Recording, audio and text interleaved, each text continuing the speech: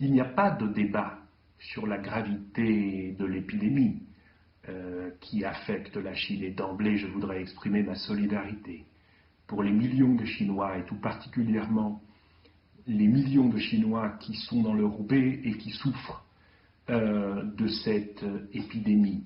Une des grandes différences avec le SARS, c'est évidemment l'existence des réseaux sociaux qui n'existaient pas il y a 17 ans et qui créent une peur, une anxiété, une irrationalité tout à fait nouvelle. L'impact économique est significatif et il ne faut certainement pas penser que cet impact économique sera limité à la Chine. La Chine a aussi aujourd'hui un poids économique dans un monde interdépendant qu'elle n'avait pas tout simplement en 2003. Dans cette situation, je voudrais dire combien il est important d'avoir la solidarité totale et la coordination entre l'Organisation mondiale de la santé et le gouvernement chinois.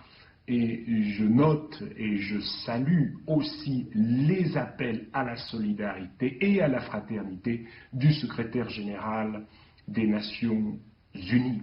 C'est un moment où la Chine souffre, mais c'est un moment aussi qui doit être perçu comme étant difficile potentiellement pour le monde. J'appelle donc à la solidarité, à la fraternité concrète, unis, et en restant unis, nous allons être tous ensemble capables de stopper cette épidémie.